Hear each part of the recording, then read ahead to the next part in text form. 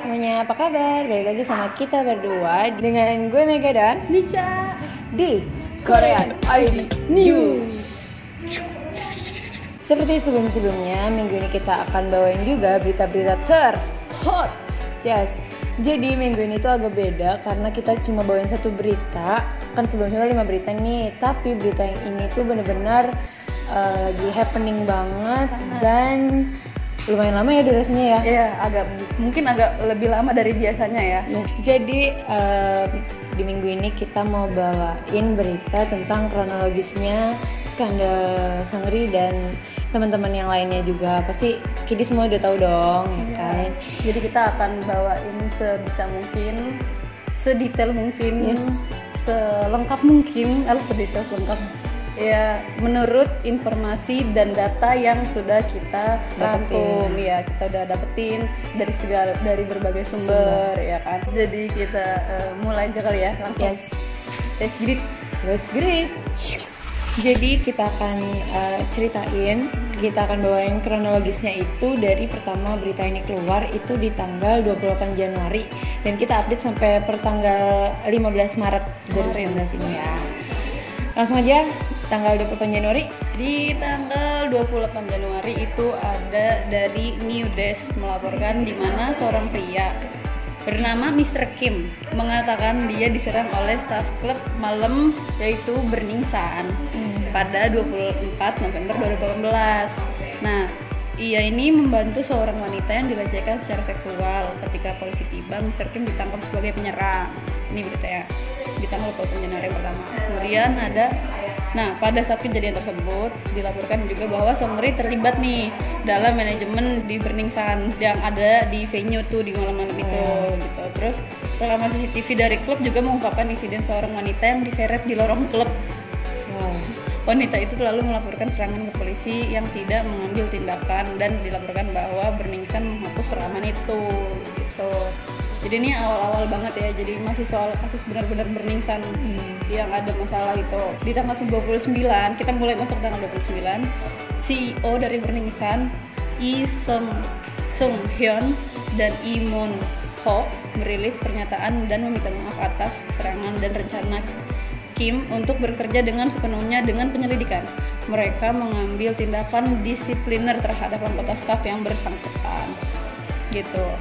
Kemudian ada para CEO memberikan lebih banyak rekaman CCTV dari insiden tersebut dan menyatakan bahwa wanita itu dikeluarkan dari meja VIP karena menyebabkan gangguan dan kemudian menyerang staf mereka yang kemudian akhirnya ditangkap. Wanita itu sejak itu meminta maaf dan memberikan uang pelunasan penyerangan. Kemudian masih di tanggal yang sama, CEO menyatakan bahwa Seungri itu nggak ada di TKP gitu, nggak ada di Burning Sun gitu, nggak sering datang ke Burning Sun juga gitu. Sibuk lah ya? Iya sibuk lah, dia kan pasti keluar negeri segala macam. Kemudian mulai masuk kita ke tanggal 30 Januari. Di tanggal 30 Januari itu perwakilan Burning Sun memberitahu Kyung Hang Shin Moon bahwa Seungri mengelola Burning Sun tetapi ia sebenarnya bukan pemilik. Jadi dari berita ini Seungri itu mengelola tapi bukan pemilik gitu. Bagian dari manajemen mungkin. Iya mungkin gitu. Kemudian ada berita lagi, KBS News melaporkan bahwa Seungri telah mengundurkan diri dari posisi direktur klub seminggu sebelumnya.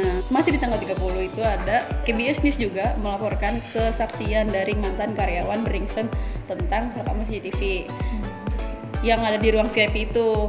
Jadi udah menyebar.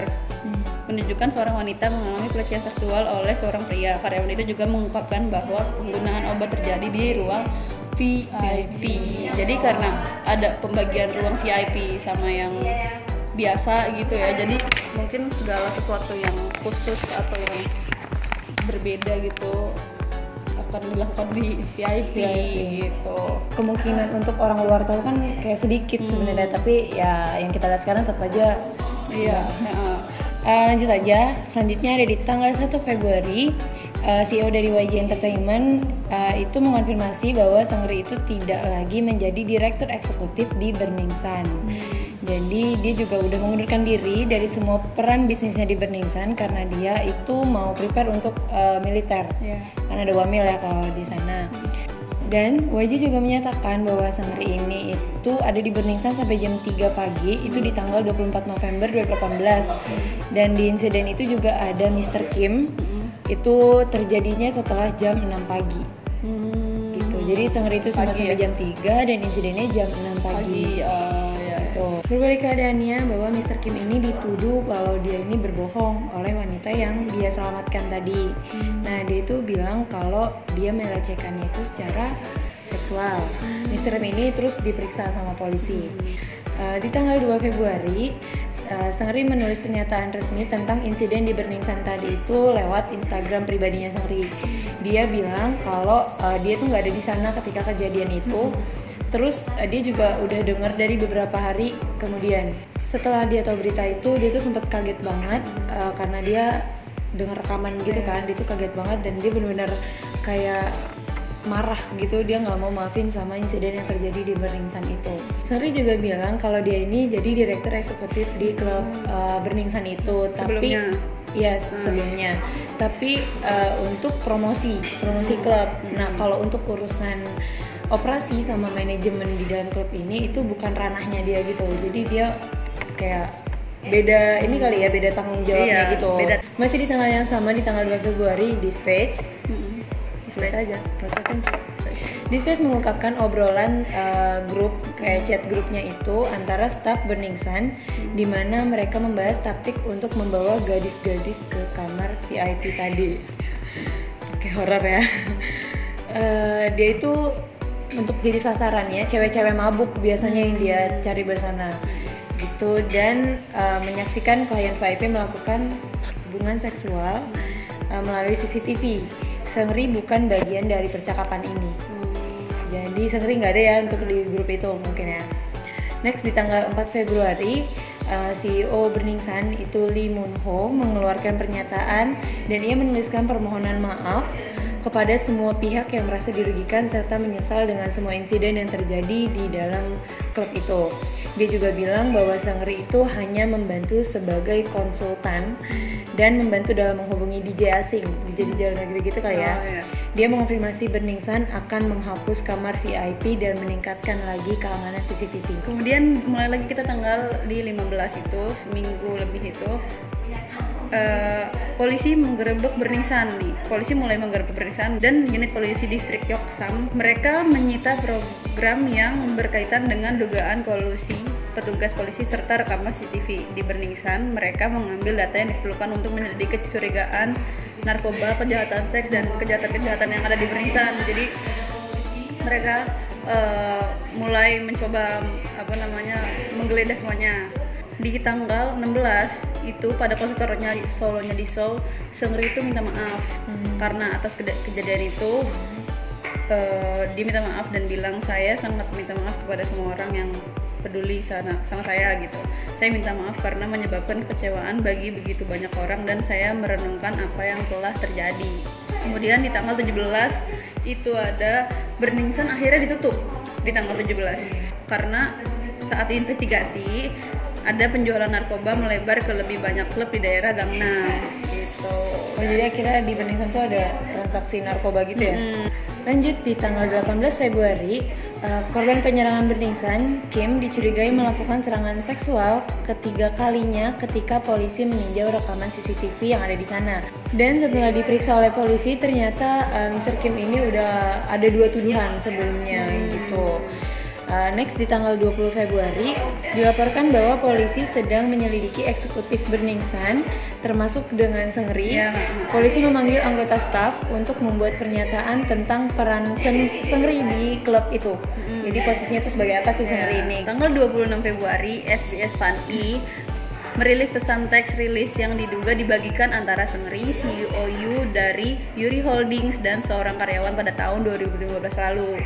Konten tersebut menyiratkan bahwa mereka menyewa layanan pendamping seksual di klub arena untuk investor asing gitu. Jadi buat investor asing yang datang ke Korea gitu, yang dibutuhin apa sih gitu. Jadi Seungri memfasilitasinya gitu. Terus beberapa jam setelah laporan, YG merilis pernyataan bahwa pesan teks itu tidak benar. Jadi itu editan, kata YG gitu, direkayasa. Yuri Holdings pun mengeluarkan pernyataan serupa yang menyatakan bahwa mereka percaya seseorang dengan niat jahat terhadap Seungri mengarang mereka sebagai dendam. Jadi kayaknya ada orang yang dendam, ternyata itu tuh bohong gitu. Departemen Kepolisian Seoul mengonfirmasi bahwa mereka telah melakukan penyelidikan terhadap klaim layanan pengawalan yang dilaporkan oleh media. Terus di tanggal 26 juga harga saham YG akhirnya terjun payung karena masalah-masalah yang udah dia terima gitu dari Seungri. Terus lanjut di tanggal 27 Februari, wartawan SBS Fan E Kang Kyung Yoon menanggapi tuduhannya yang disebut palsu dan mengatakan tidak ada alasan untuk mengarang atau mengedit pesan yang dilaporkan. Jika permintaan diterima dari agen investigasi, saya akan aktif bekerja sama. Di tanggal yang sama juga, Seungri menyatakan melalui YG Entertainment bahwa ia akan melakukan tes narkoba serta bekerja sama dengan investigasi mengenai tuduhan-tuduhan yang melibatkan sama dirinya. Selanjutnya, Seungri juga menghadiri kantor polisi untuk diinterogasi pada malam hari itu dan dibebaskan setelah 8,5 jam kemudian. Dia juga melakukan tes urin dan folikel dan menjawab pertanyaan tentang dugaan narkoba dan jasa prostitusi di Burning Sun. Dia juga meminta agar semua orang menunggu hasil penyelidikannya di hari itu. Kemudian di tanggal 28 Februari, tes obat Seungri terbukti negatif gitu. Jadi kecuali tes folikel rambut yang membutuhkan waktu yang agak cukup panjang gitu, nggak cuma beberapa jam doang gitu. Terus YG mengumumkan bahwa Seungri akhirnya membatalkan konser di sini sama di Osaka, tuh ya kan. Terus habis itu di hari yang sama juga, Dispatch menyebutkan bahwa pesta ulang tahun Seungri di Palawan pada 2017 merupakan percobaan untuk Burning Sun gitu. Jadi Burning Sun sendiri dibuka 2 bulan setelah ulang tahunnya Seungri. Terus investor utama Burning Sun diketahui juga menghadiri pertemuan besar di negara tersebut. Kemudian di tanggal 1 Maret nih ya, di tanggal 1 Maret ini ada SBS Fan E lagi melaporkan bahwa pelapor menyerahkan pesan Kakao Talk yang berisi percakapan antara Seungri, CEO Yu, staf bernama Kim, dan penyanyi berinisial C. Ya, kalian tebak sendirilah siapa C. Banyak. Percakapan yang terjadi pada April 2016 itu mengungkapkan Seungri bersekongkol dengan CEO Yu untuk menyediakan jasa prostitusi bagi investor asingnya. Sumber tersebut mengatakan bahwa mereka menyerahkan kepada Komisi Anti Korupsi karena pesan tersebut menunjukkan adanya hubungan yang dalam dengan polisi. Kemudian sebuah sumber dari agen kepolisian Metropolitan Seoul awalnya menyatakan kami belum mengamankan salinan asli dari pesan-pesan itu. Kami menghubungkan orang-orang yang terkait pada pesan-pesan itu tuh untuk mengonfirmasi keberadaan salinan atau kopian aslinya. Tidak hanya kami yang belum mengonfirmasi keadaannya, tapi kami juga telah menerima kesaksian bahwa pesan-pesan semacam itu tidak ada. Kemudian co-CEO dari Burning Sun, Lee Sung-hyun, mengaku menyuap seorang polisi dengan 20 juta won saat sedang diselidiki untuk memungkinkan anak di bawah umur masuk ke Burning Sun gitu. Lanjut di tanggal 4 Maret, laporan berita mengungkapkan bahwa Departemen Kepolisian dari Seoul mengetahui salinan asli dari pesan tersebut pada tanggal 1 Maret. Polisi secara resmi meminta organisasi untuk bekerja sama dengan polisi mengenai dokumen-dokumen tersebut. Selanjutnya tanggal 6 Maret dilaporkan bahwa Seungri pernah mempromosikan klub di Hongdae di masa lalu yang dimiliki oleh YG dan sekarang diduga melakukan penggelapan pajak. 3 klub lagi terlibat dalam kontroversi penggelapan pajak dengan 2 klub berada di gedung milik Yang Hyun-suk, di gedungnya YG ya. Next, tanggal 8 Maret, Seungri mengonfirmasi bahwa dia akan wamil sebagai tentara aktif pada tanggal 25 Maret. Selanjutnya, MBC News berbagi dokumen internal Burning Sun yang menunjukkan bahwa Seungri berinvestasi sebanyak 225 juta won di klub dan mendaftarkannya sebagai promotor perusahaan. Dia juga terdaftar sebagai salah satu dari 4 direktur eksekutif bernama Lee Sung-hyun, Lee Moon-ho, dan seorang individu yang disebut Kang. Masih di tanggal yang sama, daftar pemegang saham Burning Sun termasuk Yuri Holding dengan saham 20%, di mana Seungri adalah co-CEO dari Burning Sun. Di tanggal 9 Maret ini muncul petisi yang minta Seungri itu keluar dari Big Bang. Petisi tersebut itu dibuat oleh penggemar Big Bang dari fansnya sendiri di DC Gallery, di mana forum internet itu terkenal di Korea Selatan. Jadi petisi-petisi yang ada di sana itu selalu jadi nyata, jadi diwujudkan gitu, karena itu udah valid gitu, karena semua orang Korea itu pakai DC, jadi kayak gitu. komunitas besar gitu. Iya, komunitas. Di tanggal 11 Maret, SBS FunI melaporkan grup chat Kakao Talk tentang foto dan rekaman kamera tersembunyi antara Seungri, dua penyanyi pria, CEO dari Yuri Holding, dua warga negara Korea biasa, dan Mr. Kim, seorang kenalan Seungri yang membantunya menjalankan bisnis restorannya dan juga bekerja di klub arena. Menurut teks, Mr. Kim memposting foto dan video kamera tersembunyi ilegal yang direspon oleh Seungri dan yang lainnya. Kemudian polisi mengatakan mereka mengetahui dugaan chatroom dan sedang diselidiki itu akhirnya. Terus Seungri mengumumkan pengunduran dirinya dari industri hiburan di Instagramnya. Terus dia juga mengutip untuk melindungi kehormatan YG sama Big Bang karena masalahnya udah semakin besar. YG sendiri menyebutkan keputusan Seungri pensiun di tanggal itu tuh belum berkonsultasi bareng gitu. Jadi itu masih atas keputusan Seungri sendiri gitu. Kemudian SBS 8 O'Clock News melaporkan bahwa salah satu selebriti di dalam grup chat Kakao Talk diduga adalah vokalis drag restoran dan bintang variety namanya Jun Yong. Nah, laporan tersebut mengatakan bahwa ia mengunggah rekaman kamera tersembunyi ilegal ke obrolan beberapa kali ke chat gitu, ke chat teman-temannya, menunjukkan dirinya melakukan hubungan seksual dengan wanita yang direkam tanpa persetujuan dari wanita itu sendiri gitu. Jadi kalau di sana itu ilegal kalau misalnya lo nggak izin sama si orangnya, orang yang bersangkutan gitu ya gitu. Kemudian tanggal 12 Maret agensi Jun Yong menanggapi tuduhan kamera tersembunyi, mengatakan mereka tidak dapat memastikan kebenarannya karena sang artis lagi di luar Korea gitu, lagi di luar negeri, jadi belum bisa dikonfirmasi lebih jelas lagi. Kemudian di hari yang sama Jun Yong ini dikeluarkan dari beberapa acara yang variety show-nya dia, yaitu ada Today's One Night, ada Salty Tour, dan Four Wheel Restaurant gitu.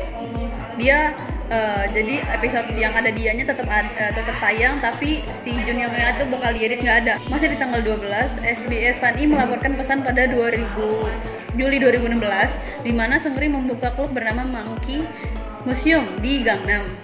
Pesan-pesan tersebut diduga menunjukkan bahwa polisi menutupi masalah dengan struktur ilegal yang dilaporkan di dalam gedung. Di tanggal 13 Maret, Jun Yong ini mengakui kejahatan kamera tersembunyi dalam surat permintaan maaf, dan investigasi dimulai tanggal 14 Maret besoknya. Kemudian entertainmentnya atau agensinya dari Jun Yong ini, Make Us, mengumumkan telah mengakhiri kontrak mereka dengan Jun Yong saat itu juga. Kemudian YG mengkonfirmasi bahwa mereka telah mengakhiri kontrak dengan Seungri akhirnya. Jadi udah ada persetujuan dari dua pihak gitu. YTN melaporkan bahwa Choi Jung Hoon dari FT Island menggunakan koneksi ke polisi untuk menutupi insiden pengemudi dalam keadaan mabuk dia yang dulu tuh 2016 di bulan Februari. Diduga ia juga ikut berbagi informasi tentang insiden di grup chat yang mencakup Jun Hyung dan Seungri gitu. Jadi dia ada di dalam chat itu juga. Kemudian SBS 8 O'Clock News melaporkan bahwa seorang petugas polisi yang bertanggung jawab atas kasus rekaman ilegal Jun Yong 2016 meminta perusahaan forensik digital mengatakan data tidak dapat dipulihkan pada telepon Jun Yong yang merupakan bukti kunci dalam kasus tersebut. Polisi akhirnya menutup penyelidikan sebelum menerima data. Jadi udah dikelarin gitu yang 2016 dulu. Masih di tanggal yang sama, SBS 8 O'Clock News melaporkan dugaan pesan teks antara Jung Hoon yang FT Island, Jun Yong, dan Seungri, dan non-selebriti lainnya di mana mereka membahas pembayaran yang dilakukan kepada polisi untuk menutupi kecelakaan pengemudi dalam keadaan mabuk Jung Hoon gitu. mereka chattingan di grup gimana sih antar teman-teman ya kan. Kemudian mantan komisaris jenderal polisi Korea Kang Shin Myung membantu tuduhan bahwa ia terikat dengan ruang obrolan termasuk ketiga idol itu gitu. Komisaris yang jenderal saat ini tuh Min Gap-ryong mengadakan konferensi pers mengakui kemungkinan perwira tinggi yang ikut menyalahgunakan kekuasaan mereka di masa lalu untuk melindungi selebriti. Dia mengatakan akan menyelidiki lebih lanjut tuh, yang barunya lebih tegas lagi ya. Mantap. Kemudian akhirnya FNC membenarkan Jung Hoon pernah mengemudi dalam keadaan mabuk pada Februari 2016 dan menyangkal ada hubungan dengan polisi. Dia menghentikan semua kegiatan saat diselidiki. Jadi setelah itu FT Island Bye. Diberhentiin dulu sementara. Next, di tanggal 14 Maret, DC Gallery meminta Jung Hoon untuk keluar dari FT Island. Bye.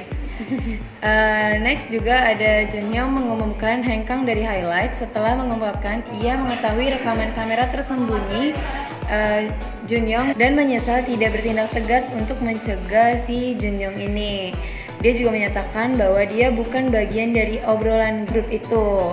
Dan Komisaris Jenderal Min Gap-ryong mengumumkan rencana untuk menyelidiki korupsi di kepolisian serta penyelidikan nasional terhadap klub-klub di seluruh Korea Selatan, mencari narkoba, penyerangan seksual, perekaman film, dan distribusi video kamera tersembunyi dan orang-orang yang punya koneksi dalam polisi. Seungri, Junyoung, dan Mr. Yu datang ke kantor polisi Seoul untuk memulai menjalani pemeriksaan polisi. Selanjutnya, Jung Hoon mengumumkan pensiun dari industri hiburan dan keluar dari FT Island. Selanjutnya di tanggal yang sama juga, Sisa Jurnal membagikan pesan dari Seungri tahun 2014, di mana Seungri menyediakan jasa prostitusi kepada mitra bisnisnya di Indonesia. Dia juga dinyatakan telah melakukan judi di luar negeri yang dimana itu merupakan tindakan ilegal bagi warga negara Korea. Dan di tanggal yang sama juga, SB8 O'Clock News mengungkapkan chat pribadi Jung Hyun, CN Blue, dan Jun Young termasuk berbagi video cam tersembunyi yang ilegal. Dilaporkan Jong Hyun juga telah merekam wanita tanpa persetujuan dari wanita tersebut. Next, di tanggal 15 Maret, Seungri menyelesaikan pemeriksaan polisi setelah 16 jam, sedangkan Junyoung selama 21 jam. Next, Seungri menyelesaikan pemeriksaan polisi dan menyatakan dia akan meminta penundaan wajib militernya agar dia dapat menyelesaikan dulu permasalahannya saat ini. Dan militer mengatakan tidak mungkin lagi untuk menunda wajib militernya dia, tapi dia mengajukan permintaan atau ada surat penangkapan atau ditahan. Mereka akan memeriksa alasannya sebelum tanggal 25 Maret ketika dia dijadwalkan untuk mendaftar wajib militer itu. Di tanggal yang sama juga, Yuri Holding menggantikan CEO mereka membuat Yu mengundurkan diri dari jabatannya. Next, FNC Entertainment mengonfirmasi Jong Hyun menyaksikan rekaman kamera tersembunyi yang dikirim kepadanya melalui KakaoTalk dan memiliki percakapan yang tidak pantas. Kata-kata itu kayak yang kasar dan merendahkan wanita gitu. Selanjutnya, DC Gallery meminta Jong Hyun dikeluarkan dari CN Blue. Di tanggal yang sama juga, MDN mengungkapkan 8 anggota yang masuk ke dalam grup chat itu. Yang pertama ada Seungri, yang kedua ada Jung Jong Young, yang ketiga ada Choi Jung Hoon, yang keempat ada Yoo In Suk, itu mantan CEO dari Yuri Holding, yang kelima ada Mr. Kim, selanjutnya ada kerabat dari salah satu member girl group, ini masih belum ketahuan ya namanya. Yang ketujuh ada mantan karyawan dari YG, staff YG, dan yang terakhir itu ada dari temennya Jun Jong Young yang pernah tampil bersama juga sama dia di acara travel gitu. Tapi untuk yang ke-8 ini diketahui sih katanya dia bukan dari kalangan selebritis gitu. Jadi kayak aku hanya orang biasa. Oke. Tepat tanggal 16 ini Jong Hoon dari ex-member FT Island ini. Ya kan dia diperiksa polisi nih tepat pada hari ini. Jadi mungkin ntar sekitar, ya kita nggak tahu sih seberapa lamanya karena tergantung kebutuhan polisi juga kan gitu. Semoga kasusnya ini cepat selesai ya kan, terungkaplah siapa-siapa kalau misalnya bener lebih banyak lagi orang yang dipanggilnya gitu. Semoga yang harus diperiksa juga gitu ya. Dan semoga keputusan polisi itu udah yang terbaik dari segala-gala yang terbaik lah gitu. Karena jangan sampai ada kesalahan gitu kan. Iya. Dan jangan lupa untuk like dan subscribe kalau kalian suka sama konten-konten kita kayak gini. Yes. Dan untuk yang baru nonton di episode ini, scroll dikit ke bawah, kita udah bawain 3 berita sebelumnya. Dan itu aja dari kita, sampai jumpa di minggu depan. Bye-bye. Annyeong.